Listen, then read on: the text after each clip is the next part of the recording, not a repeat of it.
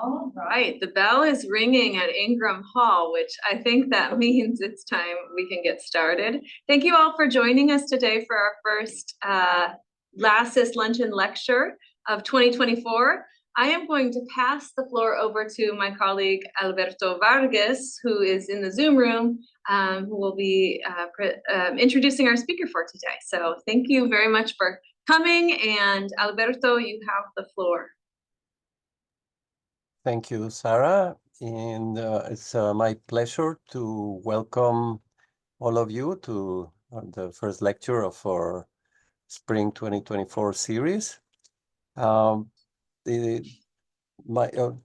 Laura Anderson Barbata, our speaker today, she's a longtime friend and collaborator with LACIS.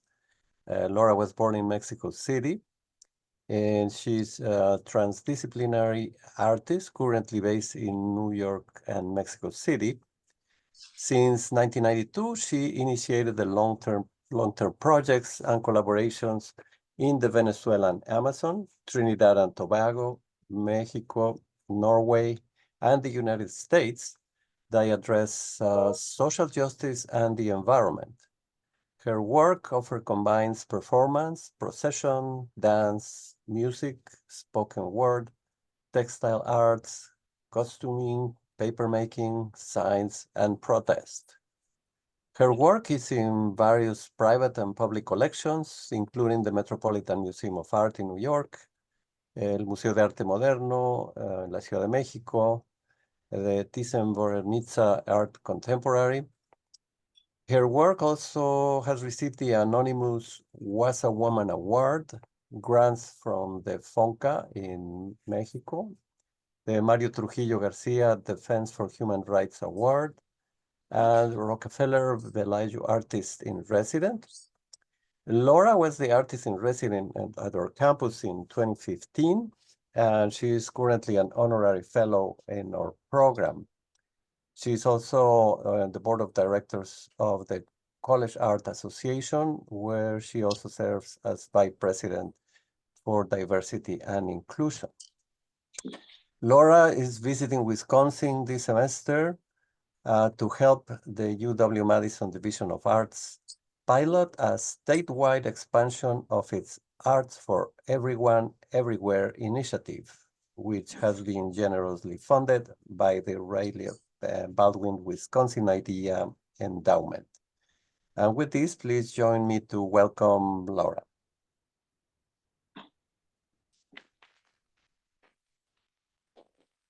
Hola, thank you. Gracias. Buenas tardes, buenos días. Let's get some cool images up and then we can talk. So I wanted to thank you all for being here today, and I thought maybe I'd start with a little video.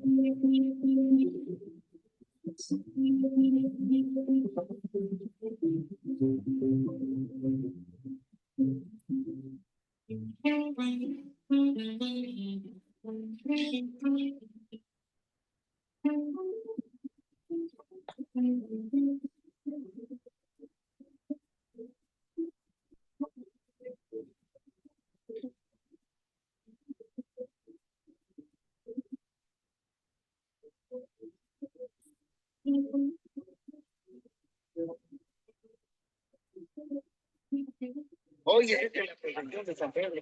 Y aquí sale de la iglesia grande, se va todo el recorrido de San José, para no llegar a estar casi del Roma.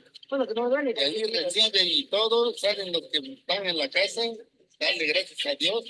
De ahí se va a la iglesia. ¿Es otra iglesia? Y ahí es la iglesia. ¿Quién sabe? Ya van a bailar. Sé que hay otra misa y se suspende el baile. Ya acaba la misa, yo entro el baile de ellos, todo.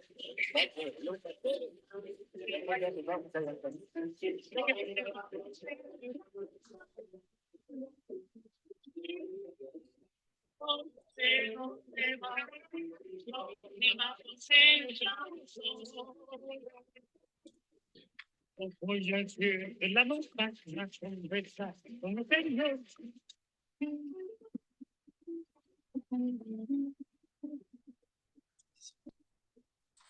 Right?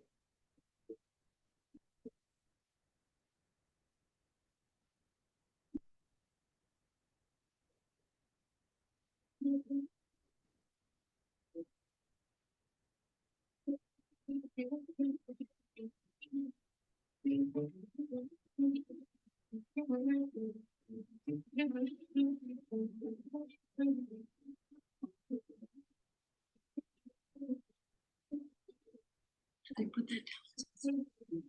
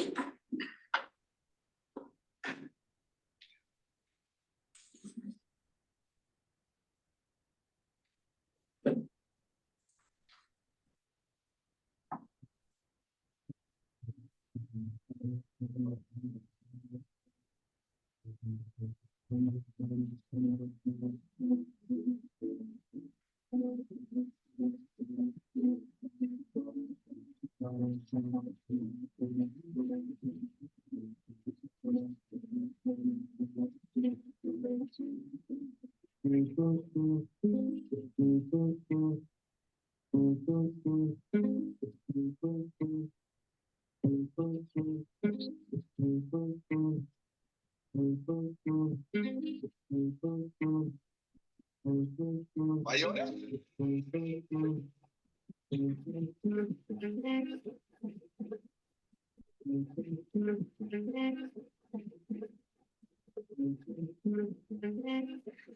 It's also going to be exciting to work with the Zancudos, and getting all of this together and, the different styles and also with loudest costumes.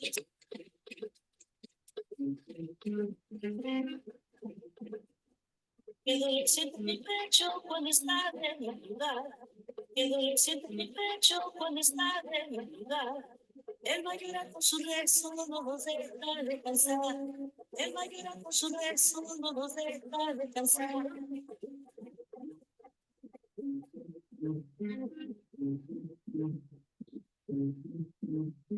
Batete, batete, batete. Batete, batete, batete, batete. Batete, batete, batete.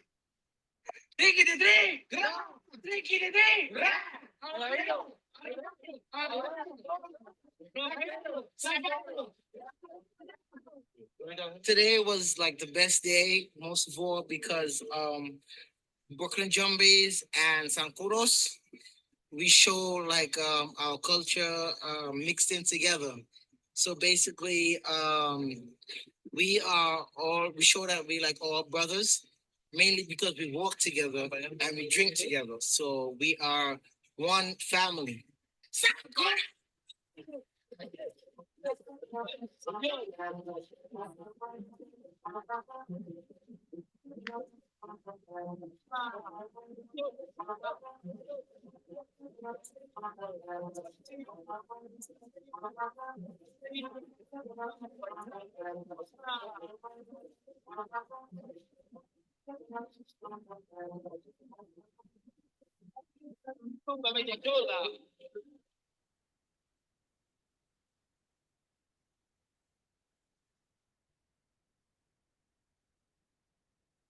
I'm trying to advance my slides. There we go.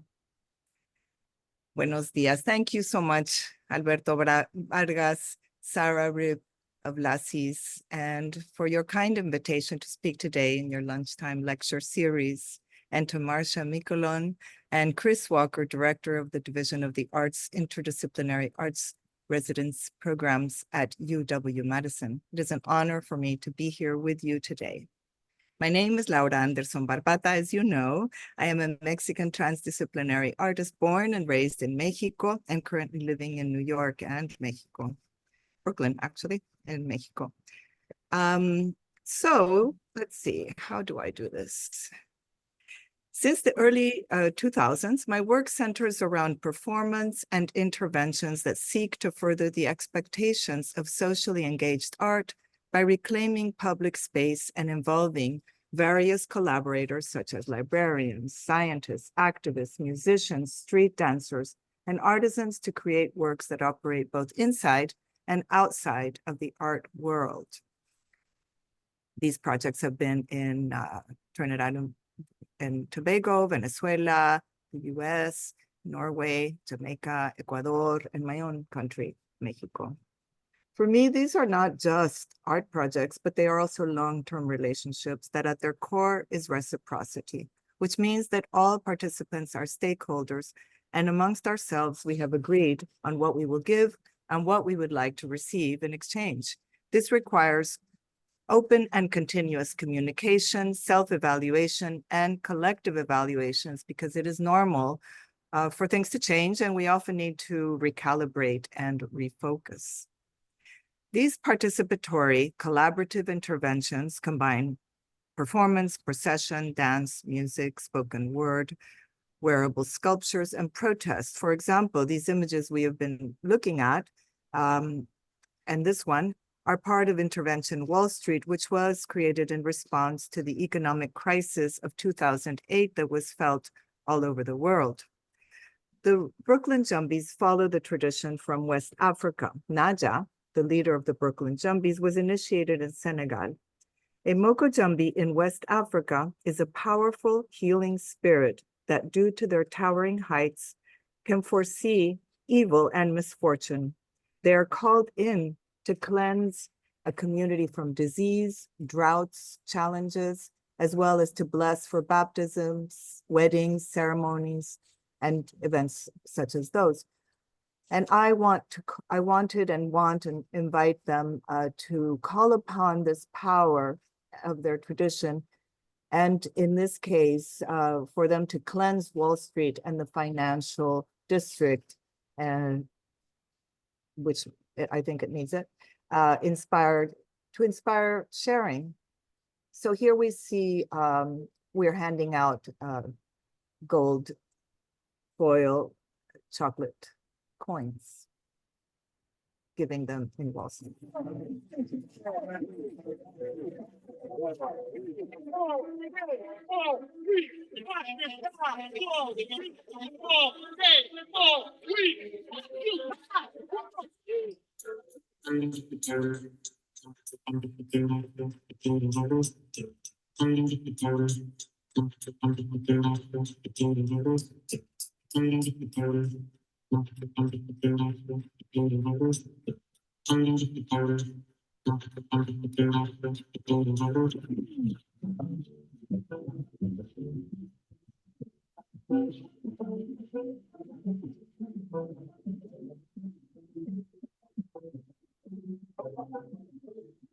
Some people got to have it. Some people really need it. Make you do you think bad things. You ought to do good things, good things with it. I'm talking about cash money, money, money. Cash money, money, money. Cash money, money, money. Dollar bills, y'all.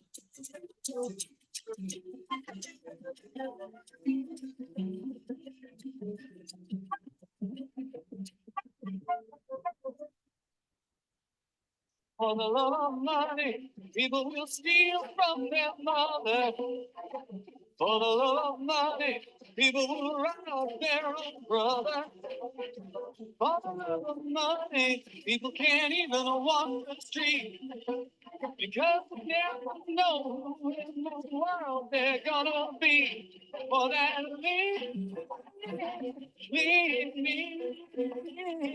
mean dream. You're fired.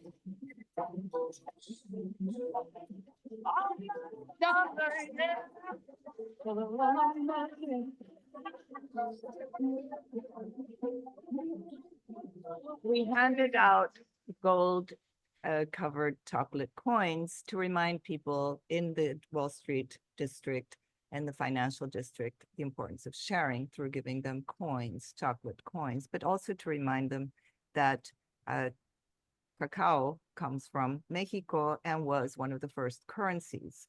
And so there's a lot of layers in these works. I began working with stilt dancers in Trinidad and Tobago. Here you see Dragon Kilimanjaro School of Art and Culture in Trinidad and Tobago.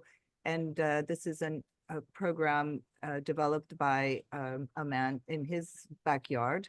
And he gives kids the skills to dance on stilts and keep them engaged in extracurricular, physical, and culturally rich activities so that they have ways to enjoy their youth and their energy and learn things. And so also keep them off the streets, and also because real estate development has closed off beaches where the youth in these areas used to go play football and to, you know, do dance and do different activities. It really created a funnel in the community that was unhealthy. So the work, the group operates with volunteers, families, brothers and sisters, and that's it. And during Carnival, they prepare all year to go out on the road and participate in Junior Carnival. This is a youth group. The oldest one on stilts, it will be 18. And as they get older, they become handlers. And because of lack of funding, often could not participate in many of the contests, but would go out in body paint. And I have to highlight that, yes, this is a very powerful image and important because it also follows the painted devil tradition of Trinidad and Tobago. But we had to, when I found out the type of paint they were using, I felt it was urgent for us to really address those things. They were using toxic wall house paint. So I worked with a group creating narratives, looking for funding, creating portfolios, making videos for them to promote their work to gain support. And we started to look at themes of the environment, national symbols and history. And we, this is one of our first presentations here, a section of scarlet ibis, which is the national bird of Trinidad and Tobago. So to me, it was important to think about the street, the public sphere, as a place for promoting ideals and education within the school itself about different topics through the years. And here we have another interpretation that we did, and this work is all done created with discarded materials from other carnival costume making places. Cardboard were the support for making the headpieces that are dogon, and reference and inspiration.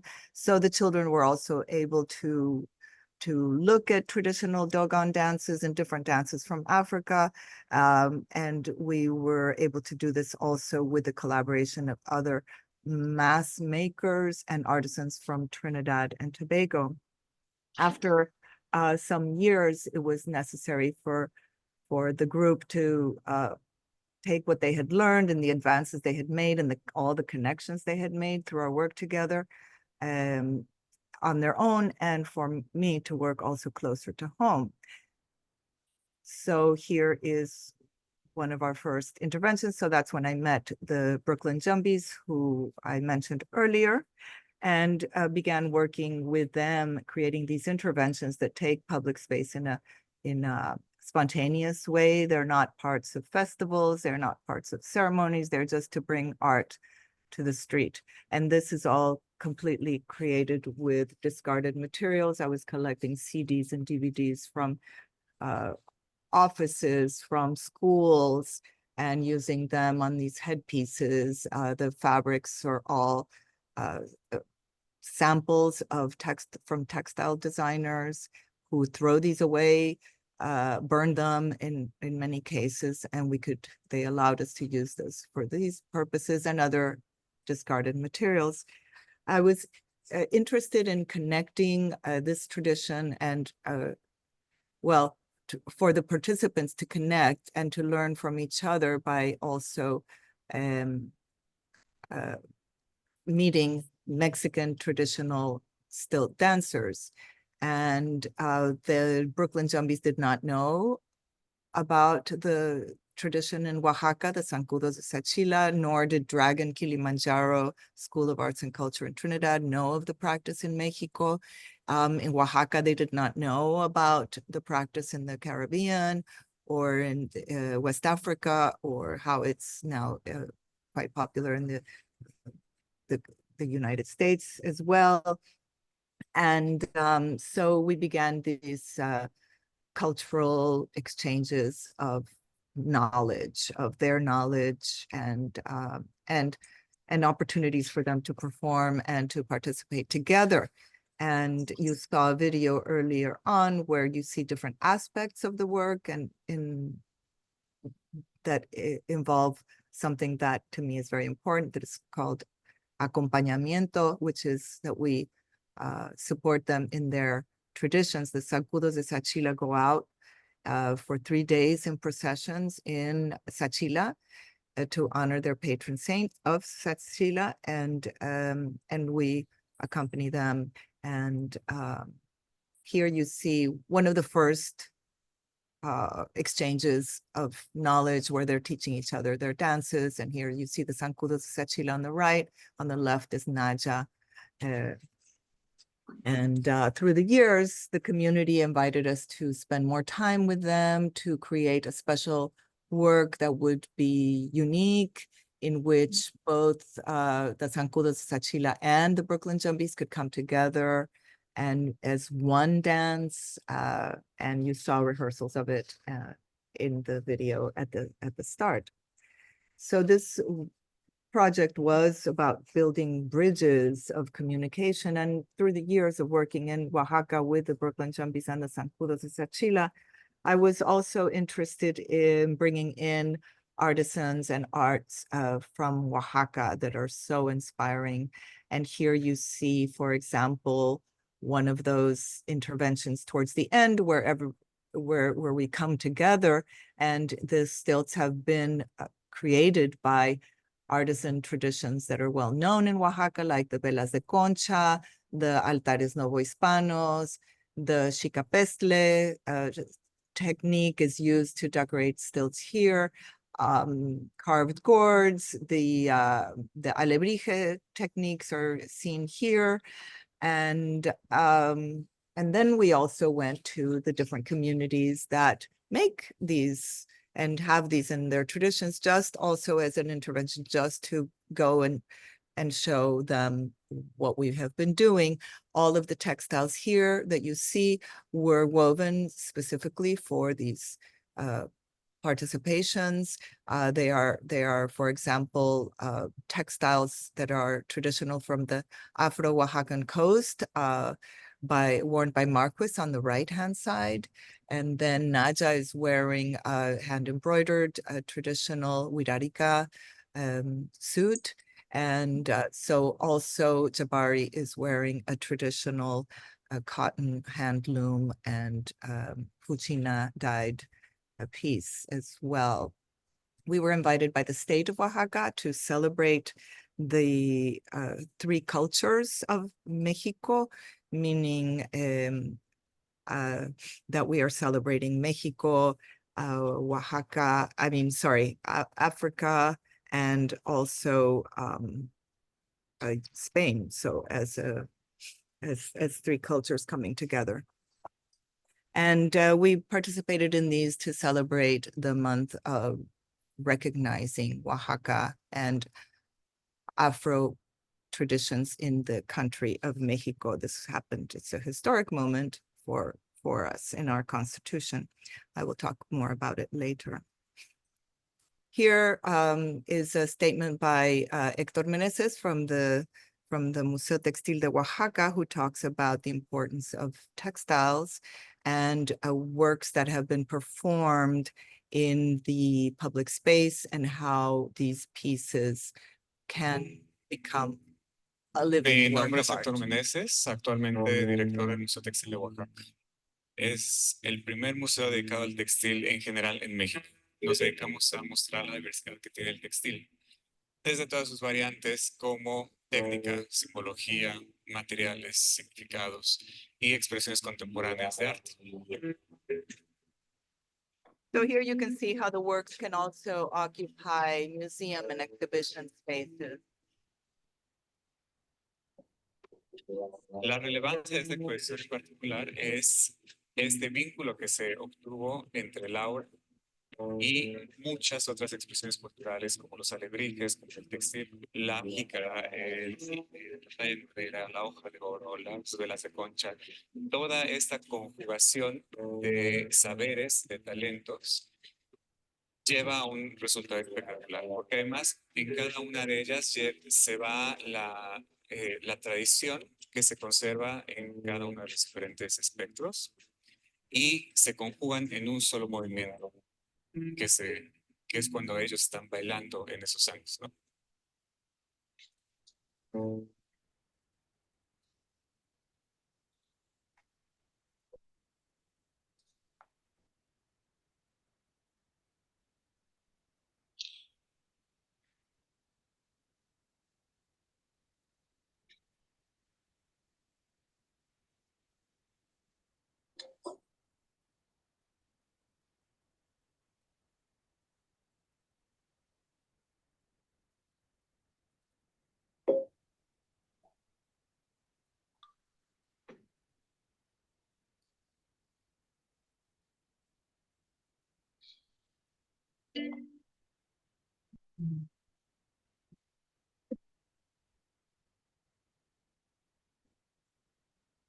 Que queremos en el museo que la gente vea, no es nada más la belleza de las piezas, no es nada más la complejidad técnica de las piezas, no es nada más saber de dónde viene y catalogar, sino entender los contextos sociales en los que se producen estas expresiones. Y al entender el contexto social, entender la importancia cultural que esos textiles tienen, como un documento, como un bien. Estas piezas que se muestran no son exprofeso para un museo, no son una obra de arte tal cual, sin la vida que los envuelve. Esa vida que tuvieron en Trinidad y Tobago, en Sachila, en Brooklyn, esa vida es lo que les completa la esencia para hacer una obra de arte.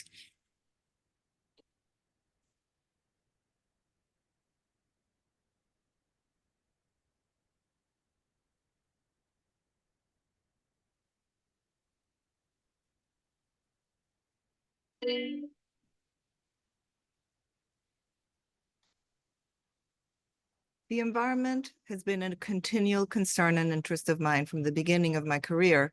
I actually began my practice making works in the studio that addressed nature and the environment through drawings on paper, sculpture, and outdoor installations.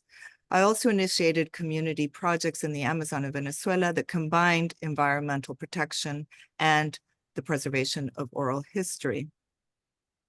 In 2017, the UN was to hold the first ocean conference in New York. For that occasion, I was commissioned by Thyssen Bornemisza Art Contemporary to create a cross-disciplinary performance inspired by my experience in one of their excursions to Papua New Guinea. The intervention was to unfold at the United Nations Plaza at the conclusion of the first day of the summit. Here are some of those performers.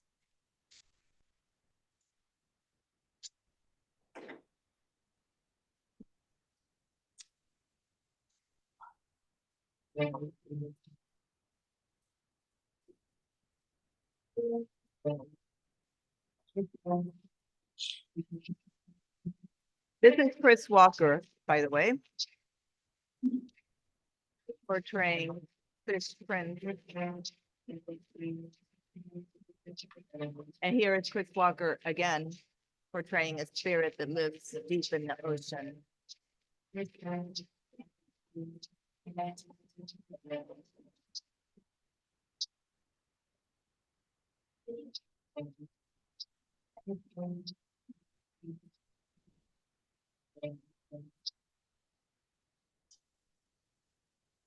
The work is titled Ocean Calling and is inspired by all forms of life that make the ocean their home, as well as by the people, their histories, and the cosmography of the communities that for millennia have lived in close relationship with the ocean. The work integrated spoken word, dance, still dancing, ritual, procession, protest, costuming, and traditional music from Papua New Guinea, as I read out loud the declaration that was signed by the Pacific Island countries and territories in Suva, Fiji, earlier that year. This document affirmed their commitment to Sustainable Development Goal 14, Life Below Water. Goal 14 is one of the 17 Sustainable Development Goals that were adopted by the United Nations in 2015 as part of the 2030 Agenda. This work was developed with artists from the Caribbean diaspora and Mexico.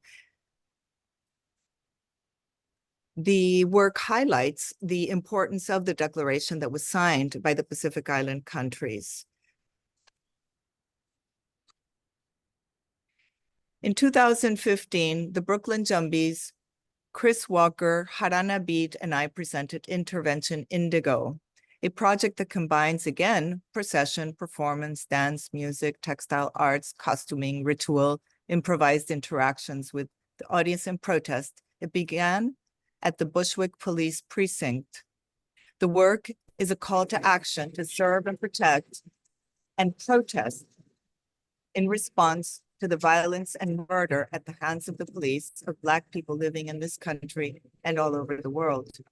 The point of departure is the color indigo, a dye that is used around the globe and is associated with protection, wisdom, and royalty. And I don't think that it is a coincidence that indigo is the color of police uniforms here in the United States and almost all around the globe. It is a color embedded with great meaning and resonates deep within us.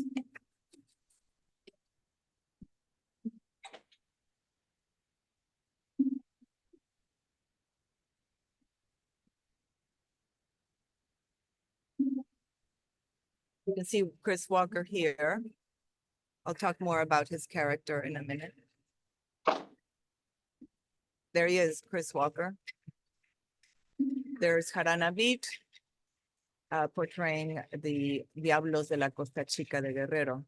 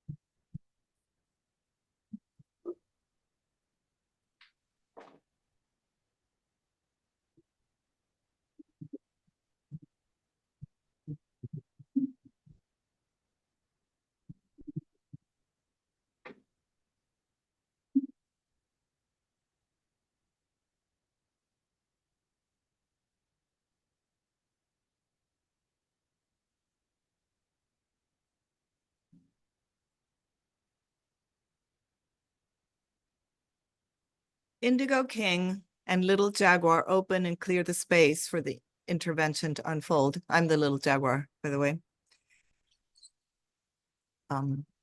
Here is where the intervention began. Here we see Chris Walker is rolling calf. Indigo King had an beat as Los Diablos de la Chica, de la Costa Chica de Guerrero. Indigo Queen. And this project has been exhibited in several museums in the United States and in Mexico. And the installation is composed of these works as sculptural elements and videos. The indigo characters are made with fabrics from Burkina Faso by Habibu Kubali, courtesy of La Viva Home, as well as textiles and materials from Guatemala, Japan, the United States, and Mexico. Here is Rolling Calf, portrayed by Chris Walker. Developed with Chris Walker, the Rolling Calf is a mythical character represented in Jamaican dupitories, ghost stories. There are many origin narratives, including the tragic death of an enslaved boy as he attempts to escape and whose restless spirit now roams. I'm going to quote Chris Walker as he speaks about his character. This portrayal presents the mythical as purposeful. The Rolling Calf reimagines what is possible for a Black body attempting to find liberation and to create a better space in this moment and in this land. It is a way to make and claim space, empowered by the collective and shared moment of the intervention, end quote. This is the Indigo King, portrayed by Naja Codrington from the Brooklyn Jumbies. Intervention Indigo is a reminder that it is our responsibility for all of us as citizens to serve and protect each other and to stand up to fight against systemic racism. This work was again performed in La Ciudad de Mexico, where it gained a new layer of meaning, because it is important to note that the Mexican Constitution did not officially recognize our Afro-Mexican population until 2018. There's an estimated 2 million Afro-Mexicans who inhabit the coast of Guerrero, Oaxaca, and Veracruz. And it was only in the year 2020, for the first time, that the Mexican census allowed for self-identification as Afro-Mexican, Afro-descendant, or Black. I'll just play a little bit of this because we should I'm taking up so much of your time, but look at Chris Walker portraying the character. It's so powerful.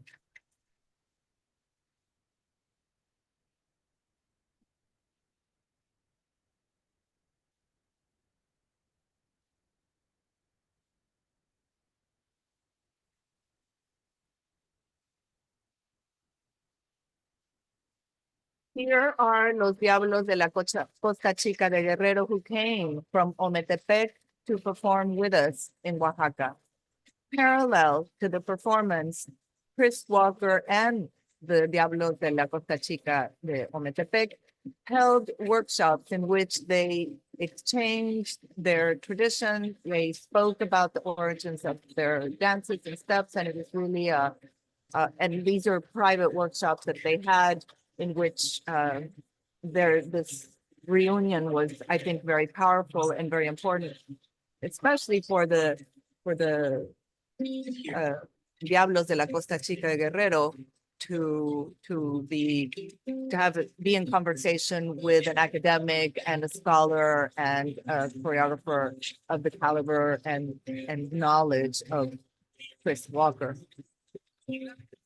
They could see the connection of their particular steps to their origins in different countries in Africa and how they have been also transformed in the West Indies and how they have been now preserved in Mexico.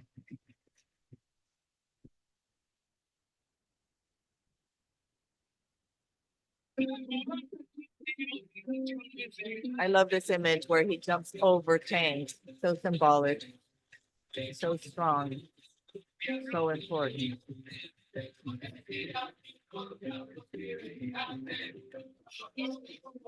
In one of our conversations, Chris Walker also told me that he is portraying a mother who lost her son at the hands of police. And so he is bringing also the spirit of a mother who's lost her child, her son, her daughter.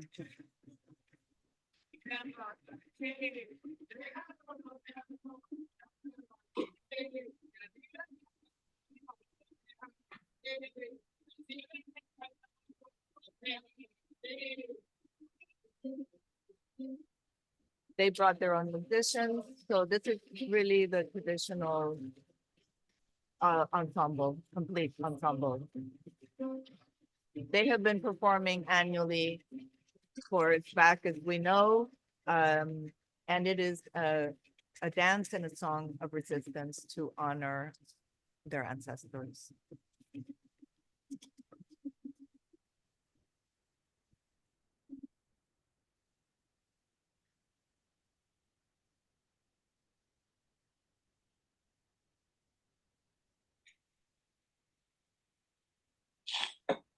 So this was shortly before COVID-19. When we came back, basically, the world shut down.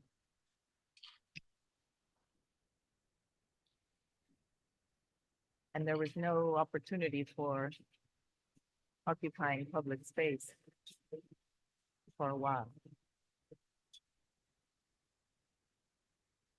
So I went from making masks and characters that measured 3 meters or more to small masks with the fabrics I had around from in the Indigo Project and sharing them with our community members to shelters who, if you remember those times, people traveled on the train for 2 hours to work as essential workers, and the impact was disproportionate in our Latinx and Black communities. Now, I also want to mention that this is why it is more important than ever to create networks of support for each other. And I was making masks until very recently, and now apparently we need to start wearing them again. I was artist in residence at the at the University of Wisconsin-Madison in spring of 2015 as part of the division of the Arts Interdisciplinary Artists Residence Program. I'm now working with the Division of the Arts, piloting a statewide expansion of my earlier UW program, now titled Arts for Everyone, Everywhere. And we'll be curating a series of events in Central and Southeastern Wisconsin aimed at bringing artists, activists, and teachers from indigenous, immigrant, and refugee communities into conversation. Our intention is that these reunions will lead to the development of a collaborative work defined and created together and will take form during the 24-25 academic year. So this is just the beginning, and so please stay tuned. Mars will share links to these talks. So we have our first one that is scheduled March 2nd at 2 p.m. in Wausau. And we have, let's see, we have some speakers here. I can name Carol Amour, Tinker Schumann, Mary Burns, Francisco Guerrero. And for our second talk, which is also in Wausau, but it is at the Grand Theater, a different location. We will have Lee Reiter, Nasaya Hare, Jose Ortiz, and other speakers. And then the third event is a private community conversation with various groups from the Raíces Revolucionaria group and from the Walker's Center for the Arts, as well as the Indian Community School of Franklin, Wisconsin. So with that, I say thank you. Please keep us in your thoughts and join us for these talks. They will also be virtual, but also join us in person if you are in Wisconsin. Maybe you're close by. Gracias.